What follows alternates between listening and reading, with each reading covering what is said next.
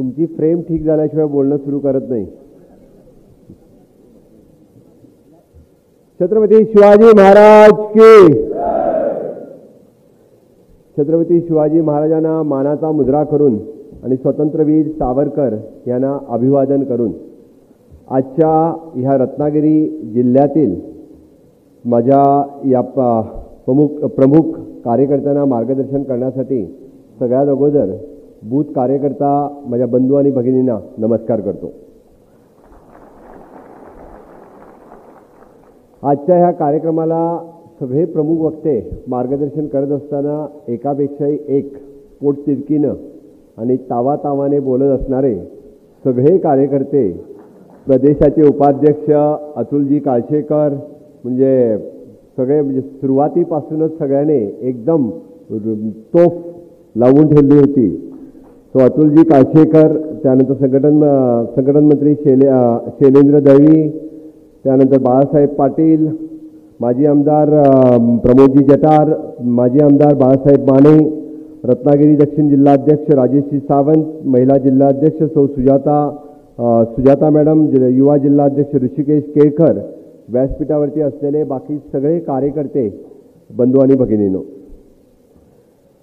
महाराष्ट्राचे आणि भारताचे आराध्य दैवत छत्रपती शिवाजी महाराज यांना स्मरण करून आजच्या माझ्या सगळ्या या कार्यकर्त्यांना परत एकदा मी अभिवादन करतो.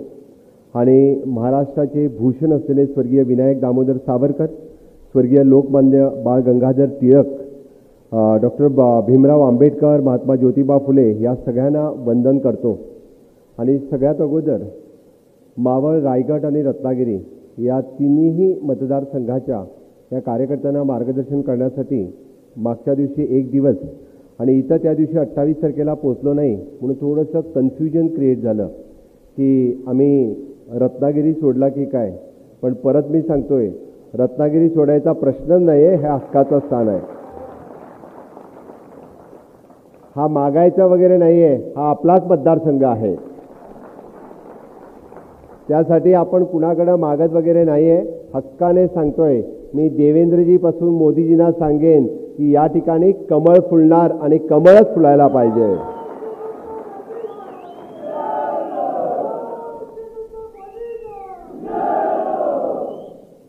पंचायत समितीपासून पार्लमेंटपर्यंत त्याची तयारी आत्ताच सुरुवात करा, कारण कमळ फुलणार म्हणजे फुलणार.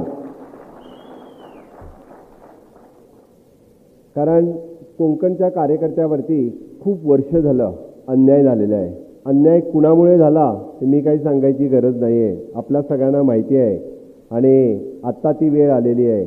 यही समय है, सही समय है. यही समय है, अब की बार, फिर एक बार, अब की बार, फिर एक बार.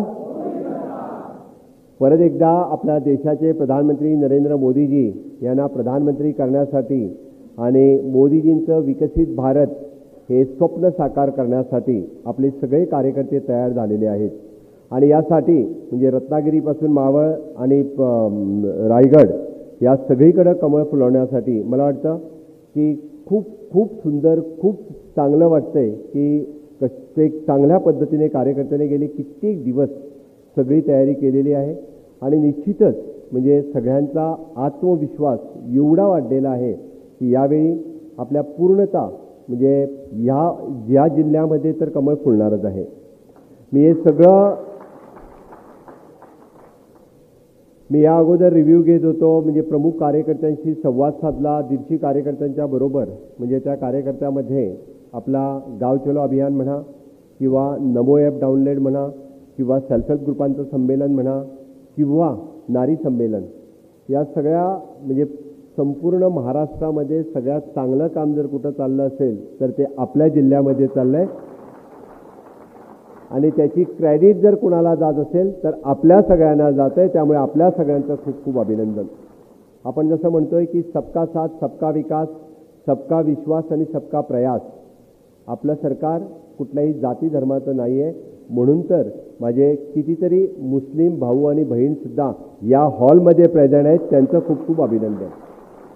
जोराने एवढ्या चालणार नाही, जोराने त्यांचा टाळ्या वाजून अभिनंदन करा. सगळ्यांनी एकदा थोडंसं उभे राहा, म्हणजे सगळ्यांना समजायला पाहिजे. माझ्या सगळ्या बहिणी आणि भावाने please stand up, please stand up. तेवढे त्यांच्यात तेच थांबा, त्यांच्यासाठी टाळ्या मारा, त्यांच्यासाठी टाळ्या वाजवा.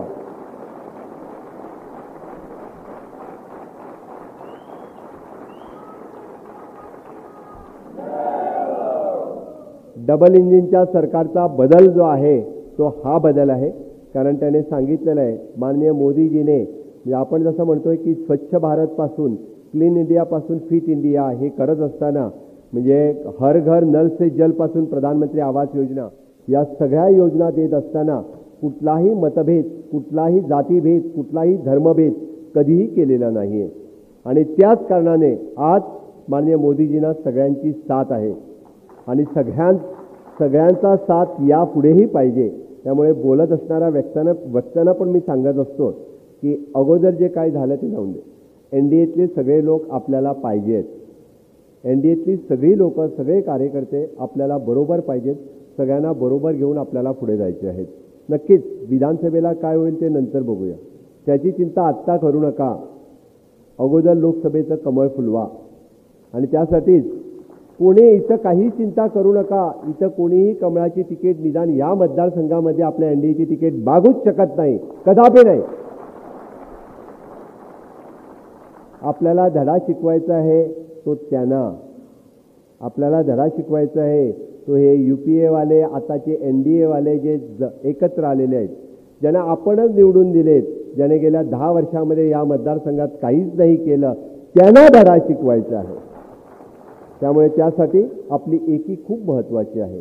गेली 10 वर्ष आपण सगळेजण एकत्र होतो आणि त्यामुळे अशा काही लोकांना अपॉर्च्युनिटीज मिळाल्या, त्यांना संधी मिळाल्या आणि उलट त्याने त्रास जर कोणाला केला असेल तर आपल्याच कार्यकर्त्यांना त्रास केलाय, त्यांना धडा शिकवायचा आहे. त्यामुळे आत्ता आपल्याबरोबर आलेले नवीन शिंदे गटाचे शिवसैनिक असतील किंवा अजित पवार गटांचे कार्यकर्ते असतील, या सगळ्यांना घेऊन आपल्याला विजय प्राप्त करायचा आहे. त्यामुळे आपल्यामध्ये भांडणं नकोत. हा विषय क्लिअर आहे. कोणी कितीही सांगून दे, काही पण सांगून दे, आमच्या गटाला मिळणार, कुणाच्याही गटाला मिळणार नाही आहे. अरे भारतीय जनता पार्टी आहे आणि भारतीय जनता पार्टीच्या कार्यकर्त्यालाच तिकीट मिळेल आणि इथं कमळच फुलणार आहे. मी परत सांगतोय, इथं कमळाशिवाय या तिकीटवरती तर कोणी क्लेम करू शकत नाही आहे. त्यामुळे हे सगळं करत असताना आपल्याला कंपॅरिझन करून सांगायला पाहिजे. प्रमोद जठार साहेबांनी एकदम छान आणि उदाहरण देऊन सांगितलेलं आहे. जर या मतदारसंघाचा, म्हणजे लोकसभा मतदार क्षेत्राचा जर विकास करायचा असेल तर मोदीजीने दिलेले प्रकल्प या ठिकाणी राबवायला पाहिजे होते. ते कोणी नाही राबवले. या विकासाला आडकाठी कोणी आणली हे लोकांना सांगा. माननीय मोदीजीचा विकास जर या ठिकाणी, म्हणजे आपण म्हणतोय की अंत्योदय, सर्वोदय आणि ग्रामोदय, आपलं काम जे आहे हे सदोदित अंत्योदय तत्वावरती चालतंय, ज्याच्यापर्यंत आजपर्यंत कोणीच पोचत नव्हता. म्हणजे एखादी आपली विधवा बहीण असेल, अपंग भाऊ असेल, एखादा आपला म्हातारा आई बाबा असेल, त्याच्यापर्यंत आज भारतीय जनता पार्टीचे कार्यकर्ते पोचतात. त्याच्यापर्यंत केंद्रातल्या योजना असतील, राज्यातल्या योजना असेल, त्या पोचवायचं काम भारतीय जनता पार्टीचे कार्यकर्ते करतात. म्हणून तर म्हणजे आपण अंत्योदय, ग्रामोदय आणि सर्वोदय, अंत्योदय सांगत असताना इंडिव्हिज्युअल योजना असतील, मग सगळ्या हर घर नल से जल असेल किंवा त्याला उजाला योजना असेल किंवा उज्ज्वला योजना असेल, ज्या बहिणीला आजपर्यंत गॅस मिळाली नव्हती, तिला गॅसची किंमत तिला माहिती आहे. जिच्या घरात शौचालय नव्हतं तिला टॉयलेट मिळाला, तिला इम्पॉर्टन्स तिला माहिती आहे. जिच्या घरामध्ये लाईट नव्हती तिला लाईट मिळाली. अरे गेले आज 75 वर्ष झाली हा देश स्वतंत्र होऊन. गेल्या 60 वर्षामध्ये लोकांच्या गावामध्ये रस्ता नव्हता, पाणी नव्हतं, लाईट नव्हतं, टॉयलेट नव्हता. हे सगळं द्यायचं काम जर पहिल्या वेळी कोणी केलं असेल तर ते मोदीजीने केलेलं आहे. अरे गेली 60 वर्ष काय करत होता? आपण म्हणतोय की ज्याने फक्त स्वतः आणि स्वतःच्या फॅमिलीसाठी केलेलं आहे, दुसऱ्यांसाठी कधीही केलेलं नाही. त्यांची स्वतःचं म्हणणं आहे की आम्ही 1 रुपया जर पाठवला तर लोकांपर्यंत किती पैसे पोहोचत होते? 15 पैसे, 85 पैसे कोण खात होता? हे दलाल, त्यांचे मधले दलाल खात होते. त्यांना आजपर्यंत त्यांना हे 85 पैसे खायचं काम केलेले, त्यांना धडा शिकवा आणि त्यांना धडा शिकवायचं काम आलेलं आहे. माननीय मोदीजीने DBT डायरेक्ट स्कीम काढली. आज शेतकरी असेल, मच्छीमार असेल, दूधवाला असेल किंवा एखादा विधवा बहीण असेल, तिला पेन्शन डायरेक्ट बेनिफिट ट्रान्सफर दिल्लीहून ट्रान्सफर होते, तिच्या अकाउंटवरती येते. कोणीही मधले दलाल नाही आहेत. डायरेक्ट बेनिफिट ट्रान्सफर द्यायचं काम जर कोणी केलं असेल मोदीजीने केलेलं आहे. आजपर्यंत हे का नाही झालं? अरे आजपर्यंत ज्यांना ज्या सोयी मिळायला पाहिजे होत्या त्या कधीही नाही मिळालेल्या आहेत. भारतीय जनता पार्टी अशी पार्टी आहे जी सामान्यातला सामान्य कार्यकर्ता, माझ्यासारखा बूथचा कार्यकर्ता जो गावामध्ये काम करत होता तो राज्याचा मुख्यमंत्री होऊ शकतोय, ही भारतीय जनता पार्टी आहे. देवेंद्रजी सारखा एखादा काउन्सिलर निवडून येतो, मुख्यमंत्री होतो आणि जेव्हा वेळ आली तरी तो परत उपमुख्यमंत्री होतो, ही भारतीय जनता पार्टी आहे. माननीय मोदीजी सारखा चायवाला कार्यकर्ता या भारतीय जनता पार्टीमध्ये प्रधानमंत्री होऊ शकतोय. अरे आमच्यासाठी देश प्रथम आहे, द्वितीय पार्टी, तृतीय आम्ही आहे. म्हणून तर माझ्या कित्येक कार्यकर्त्यांनी सांगितलं आम्हाला स्वार्थासाठी पद नको आहे, आम्हाला पद जर पाहिजे असेल आमच्या गावच्या विकासासाठी पाहिजे, राज्याच्या विकासासाठी पाहिजे, देशाच्या विकासासाठी पाहिजे. आम्ही पदासाठी नाही आहोत. आज आमचे कित्येक कार्यकर्ते म्हणजे आपण बघतोय की कित्येक कार्यकर्ते ज्याने प्राण दिलेत या भारतीय जनता पार्टीसाठी, देशासाठी आणि सदोदित कार्यरत राहिलेले आहेत, अशी भारतीय जनता पार्टी आहे. आज ह्या भारतीय जनता पार्टीला जर सत्ता पाहिजे असेल तर ती सेवा आणि सुशासन देण्यासाठी, आणि ही सेवा आणि सुशासन देण्यासाठी गेले 10 वर्ष माननीय मोदीजी म्हणजे प्रधानमंत्री नाही प्रधान सेवक म्हणून काम करतात. जे प्रधान सेवक म्हणून म्हणजे लाल किल्ल्यावरनं की एखाद्या लाल किल्ल्यावरच्या भाषणामध्ये सांगतात की माझ्या प्रत्येक देशवासियासाठी त्यांना टॉयलेट देणं गरजेचं आहे, माझ्या प्रत्येक देशवासियासाठी त्यांच्या घरामध्ये लाईट देणं गरजेचं आहे. हे भाषण माननीय प्रधानमंत्री नरेंद्र मोदीजी आणि ते सत्य करून दाखवणारे माननीय मोदीजी आहेत. आज या देशामध्ये एकच गॅरंटी आहे. कुठली गॅरंटी? मोदीजींची गॅरंटी आहे, दुसरी कुठलीही गॅरंटी नाही आहे. का? तर गेल्या 10 वर्षामध्ये माननीय मोदीजीने दिलेली गॅरंटी फुलफिल केलेली आहे. UPA सरकारच्या कार्यकाळामधली मला तुम्ही एक योजना सांगा. मी पत्रकार मित्रांना पण विचारतोय, अरे 10 वर्षाचा मनमोहन सिंगाचा कार्यकाळ लोक विसरलीत. जे नवमतदार आहेत ना ते त्यावेळी किती वर्षाचे होते? 8 वर्षाचे होते. त्यांना माहीत नाही आहे मनमोहन सिंग कोण होते, काँग्रेस काय होती, त्याने किती स्कॅम केलेत ते माहीत नाही आहेत. त्यांना सांगा अरे या देशाचा इतिहास पण पुसण्याचं काम जर कोणी केलं काँग्रेसने केलंय. अरे वीर सावरकरांची भूमी आहे ही. वीर सावरकरावरती जर कोणी अन्याय केला असेल तर त्या काँग्रेसने केलेला आहे. सांगा त्यांना. खऱ्या अर्थाने वीर सावरकरांचे त्यावेळी केला आणि आजही अपमान करण्याचं काम जर कोण करतोय तर तो राहुल गांधी करतोय. सांगा त्यांना. अरे आपण ह्या वीर सावरकरांच्या या भूमीमध्ये आहोत, आपल्याला अभिमान असायला पाहिजे. अरे ह्या काँग्रेसला म्हणजे शोधून काढून सांगायला पाहिजे गेल्या 60 वर्षामध्ये जे साधं पाणी देऊ शकत नाही, अन्न देऊ शकत नाही, लाईट देऊ शकत नाही, अरे केलंय काय? म्हणून कंपॅरिझन चार्ट सांगणं गरजेचं आहे. गेल्या त्यांच्या मी म्हणतो जास्त लांब जाऊ नका. 2004 ते 2014 10 वर्षाचा कार्यकाळ आणि मोदीजींचा 10 वर्षाचा कार्यकाळ. मी त्याच्या मागे जात नाही आहे, कारण तुम्ही पण म्हणणार की त्याच्या मागे गेलो तर खूप म्हणजे इतिहास काढत बसलोय. नेहरू, परत इंदिरा गांधी, परत राजीव गांधी ह्यांच्या कार्यकाळात मी जात नाही. तुम्ही फक्त 10 वर्षाच्या कार्यकाळामध्ये काय केलं असेल ते सांगा. आणि ते सांगायचं जरी झालं तरी खूप मोठा इतिहास मला वाचावा लागेल. म्हणजे फक्त 2014 कुठली योजना आहे कोणी पण सांगावी, मला एक योजना सांगावी. या योजनेचा फायदा आपल्या अंत्योदय किंवा गावातल्या एखाद्या माणसाने घेतला नाही. आज योजना आहेत आपल्या. अरे कोणी मुद्रा योजनेचा फायदा घेतला असेल, कोणी स्टार्टअप योजनेचा घेतला असेल, कोणी प्रधानमंत्री आवास योजनेचा घेतला असेल, कोणी हर घर नल योजनेचा घेतला असेल, कोणी उजाला योजनेचा घेतला असेल, कोणी उज्ज्वला योजनेचा घेतला असेल, कोणी PM स्वनिधी घेतलं असेल, तर कोणी कित्येक. म्हणजे मी बोलायला जरी गेलो तरी 1 तास फक्त योजनावरतीच लागेल. आणि या सगळ्या योजना जर कुणासाठी असेल तर माझ्या देशवासियांसाठी आहेत, माझ्या गावातल्या लोकांसाठी आहेत, गरिबांसाठी आहेत, शेतकऱ्यांसाठी आहेत. अशा कित्येक योजना आपण बघितल्या त्या आपण सांगू शकतोय. पण काँग्रेसवाल्यांना विचारा कुठली योजना आहे ती सांगा म्हणावं. निदान आम्हाला तरी कळून द्या की बाबा आहे कुठली योजना तर अशी. कारण आपण पण राजकारणामध्ये गेली, मला वाटतं वरती बसलेल्यानं पण आठवणार नाही कुठली एखादी योजना काँग्रेसने सुरू केली आणि ती आजपर्यंत चालू आहे. अशी एखादी पण योजना नाही माननीय मोदीजींनी ज्या योजना सुरू केलेल्या आहेत त्या आत्ता नाही, विकसित भारत जेव्हा 2047 आपल्याला विकसित भारत देश करायचा आहे पुढच्या 25 वर्षामध्ये, त्या साकार करण्यासाठी या योजना आहेत. म्हणून तर मोदीजींसाठी आपण काम करतोय. मित्रो, 2014च्या अगोदर म्हणजे आपण जर बघायला गेलो तरी सुपरफास्ट ट्रेन किती होत्या, सुपरफास्ट ट्रेन किती शहरामध्ये होत्या.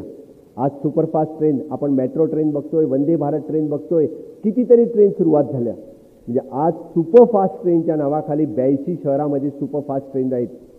आज तसं बघितलं तर आपण बघतो की मेट्रो ट्रेन पहिल्यांदा फक्त 3 शहरामध्ये होत्या 2014च्या अगोदर. म्हणजे त्यामध्ये दिल्ली असेल, कलकत्ता असेल आणि बेंगलोर असेल. आज जवळपास 20पेक्षा जास्त शहरामध्ये मेट्रो ट्रेन सुरू झाल्या. मोदीजीच्या कार्यकाळात, डबल इंजिनच्या कार्यकाळामध्ये, NDAच्या कार्यकाळामध्ये ह्या होऊ शकल्या. की आपण खरं मला वाईट वाटतं ह्या आत्ता, पण त्याचं कारण मला आत्ता समजलं. कारण मुंबई ते गोवा नॅशनल हायवे मी परत जेव्हा गडकरीजींना भेटतोय तेव्हा विचारत होतो की साहेब रस्ता जरा लवकर करा, साहेब जरा रस्ता जरा लवकर करा. पण मला आता पटलं आपला खासदार आल्यानंतरच रस्ता पूर्ण होणार आहे, त्याशिवाय होणार नाहीये. कारण रस्ता कुठं अडला होता ते आता समजलं. कारण अरे एरवी आपण देशात आपली स्पीड किती आहे माहिती आहे का? 28 किलोमीटर पर डेची स्पीड आहे. आपण नॅशनल हायवे बनवतो 28 किलोमीटर. ती पहिली किती होती? 12 किलोमीटर पर डे. म्हणजे मला वाटतं इथले खासदार अजून त्याच स्पीडमध्ये आहेत. त्यांना ही फास्ट स्पीड जमली नाही आहे, जमणार नाही आहे. त्यासाठी सांगतोय की हा डिफरन्स जेव्हा तुम्ही लोकांना सांगणार आणि हा डिफरन्स जेव्हा लोकांना दाखवणार, ते आले तर विचारात त्यांना मतदारसंघात विकास काय केलेला आहे. विचारात त्यांना मोदीजीने काय कमी केलं होतं का. विचारात त्यांना तुम्ही कुठला प्रकल्प मागितला आणि मोदीजीने दिला नाही तो विचारात. अरे ज्या खासदाराने जो प्रकल्प मागितला आपल्या मतदारसंघाच्या विकासासाठी तो प्रकल्प माननीय मोदीजीने दिलेला आहे.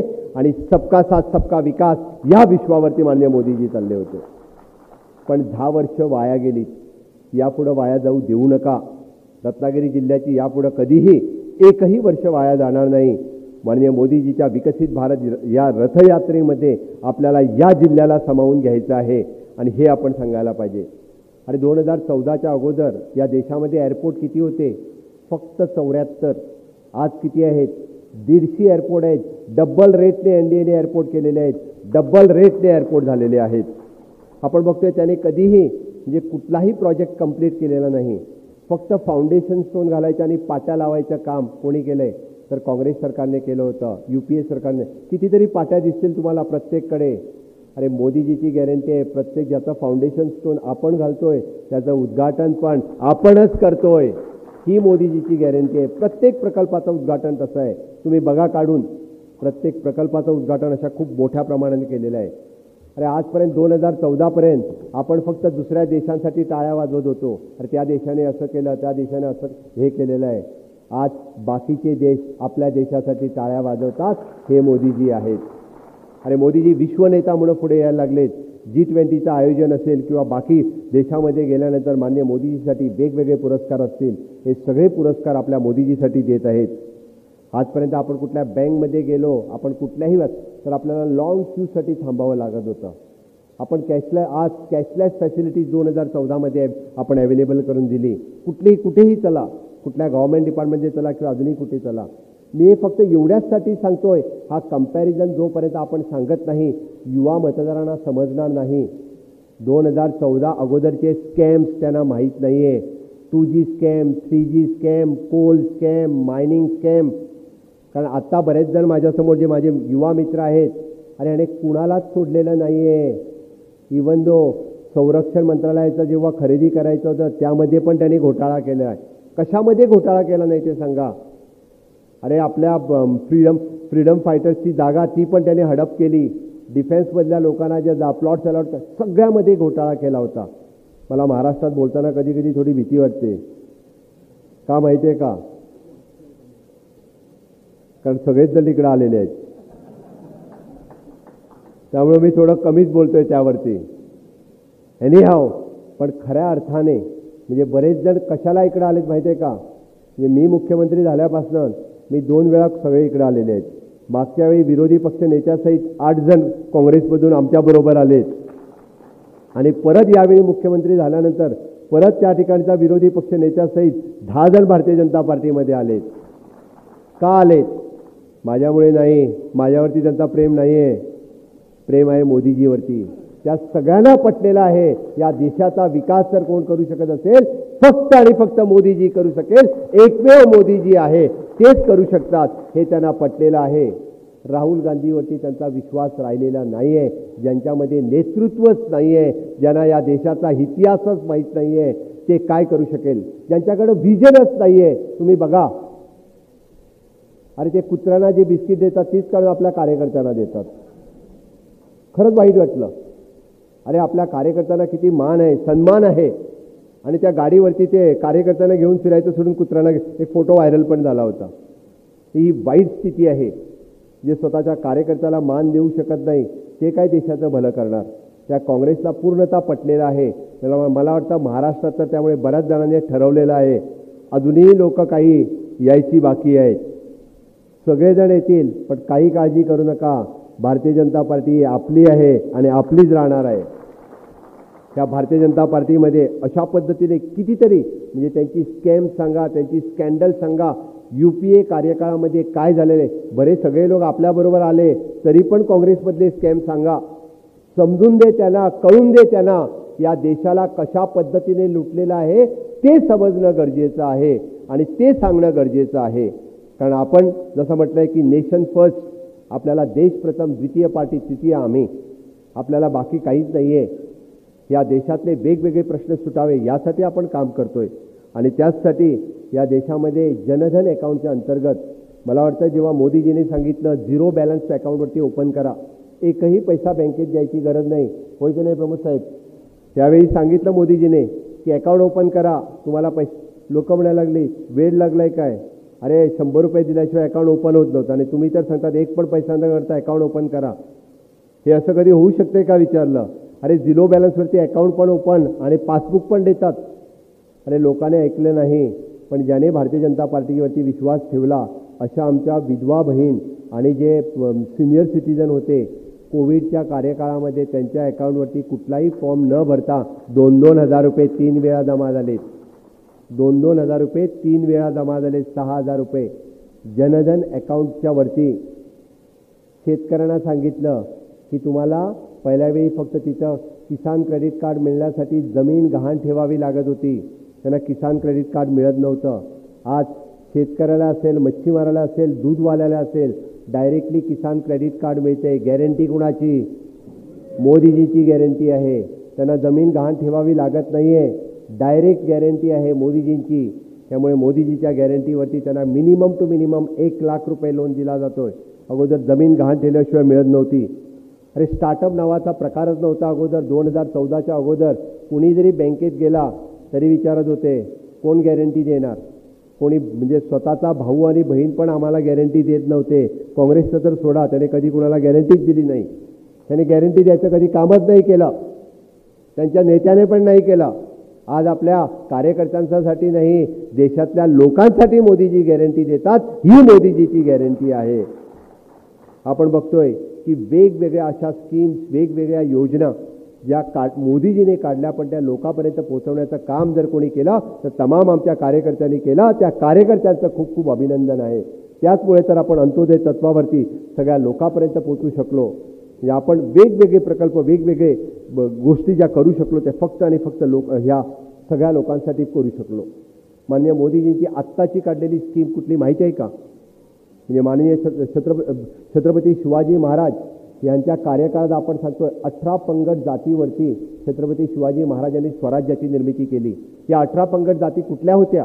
सगळ्या कोण शिंपी होत्या, कोण नावी होता, कोण चप्पल लावणारा होता, कोण भात कापणारा होता, अशा सगळ्यांना बरोबर घेतलं आणि या सगळ्यांना बरोबर घेऊन स्वराज्य निर्मितीचा ध्यास धरला आणि स्वराज्य निर्मिती केल्या. या सगळ्या 18 पंगड जाती म्हणजे 18 ट्रेड, कोणी फुलवाला असेल, कोणी नावी असेल, कोणी कुंभारकाम करणारा असेल, कोणी चप्पल लावणारा असेल, मछवारा असेल, दूधवाला असेल, फुलवाला असेल, या सगळ्यांना पहिल्या वेळी PM विश्वकर्मा योजनेच्या अंतर्गत एकत्र आणण्याचं काम जर कोणी केलं, माननीय मोदीजीने केलं.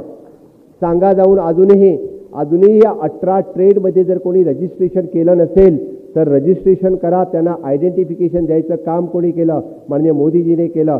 त्यांना स्किलिंग, रिस्किलिंग, अपस्किलिंग करण्याचं काम माननीय मोदीजीने ट्रेनिंग देण्यासाठी 2,500 रुपये, त्यांना पहिला टूल किट घेण्यासाठी 15,000 रुपये, 17,500 रुपये त्यांच्या डायरेक्टली अकाउंटवरती जातात. आणि एवढ्यावरतीच थांबले नाही, त्यांचा व्यवसाय हा पुढे वाढण्यासाठी त्यांना 1,00,000 रुपये गॅरंटी लोन देण्याचं काम कोणी केलं? माननीय मोदीजीने केलं.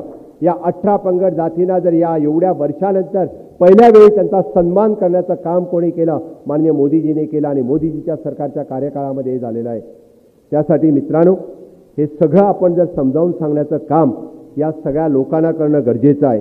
मला वाटतं की अशा पद्धतीचे वेगवेगळे, अरे आयुष्यमान कार्ड असेल, आपण बघा 5 लाख रुपयाचा प्रधानमंत्री आयुष्यमान कार्ड 2014 मध्ये एखादा आपल्या घरातला माणूस जर आजारी पडला, त्यासाठी आपण कितीतरी लोन घेत होतो आणि त्या लोनवरती इंटरेस्ट पे करत बसायचं. आज माननीय प्रधानमंत्री नरेंद्र मोदीजी यांनी दिलेलं आयुष्यमान कार्ड, हे कार्ड घेऊन प्रायव्हेट हॉस्पिटलमध्ये चला, घरातल्या कुठल्याही व्यक्तीसाठी 5 लाख रुपयापर्यंतचा मेडिकल इन्शुरन्स द्यायचं काम माननीय प्रधानमंत्री नरेंद्र मोदीजीने केलेलं आहे. आणि सगळ्यात शेवटचा माणूस आहे, त्याचा विचार करण्याचं काम जर कोणी केलं असेल तर ते मोदीजीने केलेलं आहे. अजून कोणीही कधीही 60 वर्षामध्ये अशा पद्धतीचा इन्फ्रास्ट्रक्चर डेव्हलपमेंट आणि ह्युमन डेव्हलपमेंट, म्हणजे आपण म्हणतोय की एकंदर रस्ते, लाईट, वीज या सगळ्याचा आणि त्याबरोबरच ह्युमन डेव्हलपमेंट म्हणजे माणसाचा विकास करायचं काम आजपर्यंत कोणी केलं नव्हतं, ते माननीय मोदीजीने केलेलं आहे. आणि यासाठी मी त्या डिटेलमध्ये जात नाही आहे. म्हणजे 350 मेडिकल कॉलेजेस होत्या, 750 मेडिकल कॉलेज या देशामध्ये झाल्या, IIM डबल झाल्या, IIT डबल झाल्या. आणि हे सगळं करत असताना स्किल इंडिया नावाची नवीन मिनिस्ट्री सुरुवात केली. का केली? मगाशी सांगितलं की यारे प्रत्येक हाताला स्किलिंग करायचं काम, प्रत्येक हाताला काम द्यायचं काम जर कोणी केलं असेल, माननीय मोदीजीने केलेलं आहे. आजपर्यंत काँग्रेसने फक्त हात दाखवायचं काम केलं, त्या हाताला काम कधी नाही दिलं. की स्किल डेव्हलपमेंट मिनिस्ट्रीच्या अंतर्गत प्रधानमंत्री कौशल्य योजना 1, 2, 3 अशा वेगवेगळे कार्यक्रम ITI पासून IIT पर्यंत स्किलिंग करायचं काम सदोदित माननीय मोदीजीने केलं. आणि एवढंच नाही, आपण म्हणजे सांगत होतो की कन्याकुमारीपासून काश्मीरपर्यंत या भारताचा विकास तर केलाच केला, बट त्याबाहेर सांगत असताना अरे अखंड भारताचं स्वप्न जे डॉक्टर श्यामाप्रसाद मुखर्जी ह्याने 1953 मध्ये ज्यावेळी ते पहिल्यांदा त्यावेळीच्या सरकारामध्ये मंत्री होते, बऱ्याच जणांना माहिती नसेल तर सांगतो की जम्मू काश्मीरमध्ये काल परवापर्यंत म्हणजे 2018 पर्यंत त्या ठिकाणी 2 संविधान लागत होते, 2 झेंडे लागत होते आणि 2 प्रधानमंत्री, म्हणजे भारताचा प्रधानमंत्री आणि त्या राज्याचा मुख्यमंत्री तो प्रधानमंत्री होता. श्यामाप्रसाद मुखर्जीने त्यावेळीचा मंत्रिपदाचा त्याग केला आणि सांगितलं की जम्मू काश्मीरमध्ये विदाऊट पासपोर्ट मी जाणार. 1953 मध्ये जम्मू काश्मीरमध्ये जर जायचं असेल तर त्यावेळी त्यांना पासपोर्ट लागत होता. त्यांनी सांगितलं नको मला, कारण या देशाचं विभाजन मी करून देणार नाही आहे. हा जम्मू आणि काश्मीर या भारताचा अविभाज्य घटक आहे. आणि त्यांनी सांगितलं 2 विधान 2 प्रधान 2 निशान नहीं चलेगा नहीं चलेगा, हे त्यांनी सांगितलं. आणि त्यावेळी जम्मू काश्मीरमध्ये प्रवेश केला. जम्मू काश्मीरमध्ये त्यांना त्या दिवशी अटक झाली आणि त्यांचा गूढरित्या मृत्यू झाला. आणि त्या दिवशीपासून आजपर्यंत भारतीय जनता पार्टी सांगत आली होती 2 विधान 2 प्रधान 2 निशान नहीं चलेगा नहीं चलेगा, हे म्हणत म्हणत भारतीय जनता पार्टी मोठी झाली. आणि आज आम्हाला मोठा अभिमान आहे की आज आपल्या देशाचे प्रधानमंत्री नरेंद्र मोदीजी आणि अमित शहा यांनी 370वा कलम रद्द केला आणि हा काश्मीर हा अविभाज्य घटक झाला. या देशामध्ये 1 विधान 1 प्रधान 1 निशान यही चलेगा हे परत एकदा सिद्ध झालं. जम्मू आणि काश्मीरपासून कन्याकुमारीपासून जम्मू काश्मीरपर्यंत हा देशाचा अविभाज्य घटक झाला. आणि अजूनही यापुढे सांगतो जो काश्मीर हमारा है, पूरा का पूरा हमारा है, राहिलेला काश्मीर पण आपला होईल, थोडे दिवस बघा.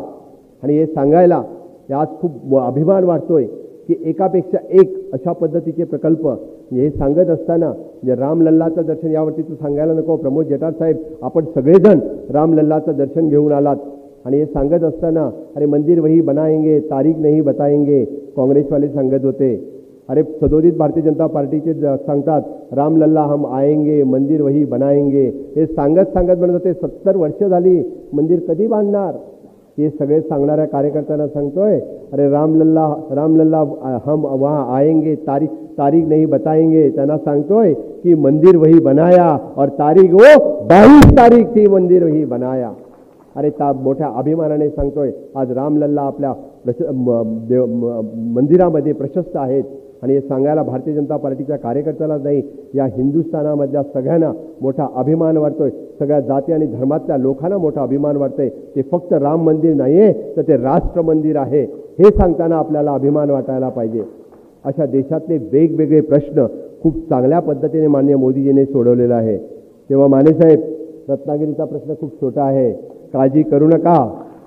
कारण जेव्हा माननीय मोदीजी 370वा कलम रद्द करतात, रामलल्लाचं मंदिर बांधतात, तेव्हा रत्नागिरी आणि सिंधुदुर्ग काय, मला वाटतं मावळ आणि रायगडच्या सहित सगळेच आपल्याकडं कमळ फुलतील ह्याचा मला विश्वास आहे. आहे की नाही? कमळ फुलवायचं की नाही? कमळ फुलवायचं असेल तर माननीय मोदीजीचं स्वप्न विकसित भारत हे साकार करण्यासाठी माननीय मोदीजीने जे स्वप्न बघितलेलं आहे, म्हणजे आझादी का अमृत काळात आपल्याला पुढल्या 25 वर्षामध्ये जे विकसित भारताचं स्वप्न साकार करण्यासाठी आपण सगळेजण सज्ज असायला पाहिजे. आपण सगळेजण मोदीजींच्या बरोबर असायला पाहिजे. आपण सगळेजण NDA बरोबर असायला पाहिजे. आपण सगळेजण कमळाबरोबर असायला पाहिजे. आणि त्याचसाठी तर हा एवढा, म्हणजे आपण जसं म्हणतोय एवढा अट्टास कशासाठी, तर एवढा अट्टास हा आपल्या कमळ फुलवण्यासाठीच आहे. एवढा अट्टास हा 370 कमळाचे सीट आणण्यासाठी आहे. एवढा अट्टास 400 पार करण्यासाठी आहे. आणि त्याचसाठी आपण सगळेजण, म्हणजे एवढ्या मोठ्या संख्येने कार्यकर्ते इकडे आलेत, मला नक्कीच खात्री आहे की यावेळी आपण अब की बार फिर एक बार, आणि सगळेजण म्हणजे विकसित भारताचं स्वप्न जर साकार करण्यासाठी माझ्याबरोबर आहे तर दोन्ही हात वरती करा. भारत माता की, भारत माता की, वंदे वंदे, छत्रपती शिवाजी महाराज के, छत्रपती शिवाजी महाराज के. भारतीय जनता पार्टीचा, भारतीय जनता पार्टीचा अब की बार फिर एक बार, फिर एक बार. मोदी जी आप आगे बढ़ो, मोदी जी आप आगे बढ़ो. परत एकदा सगळ्या कार्यकर्त्यांना खरोखरच मनापासून खूप खूप धन्यवाद देतो. तुमचा सगळ्यांचा उत्साह निश्चितच आपल्याला हे तिन्ही मतदारसंघ जिंकून देणार याची मी खात्री बाळगतो. आणि तुम्हाला सगळ्यांना जय हिंद, जय भारत.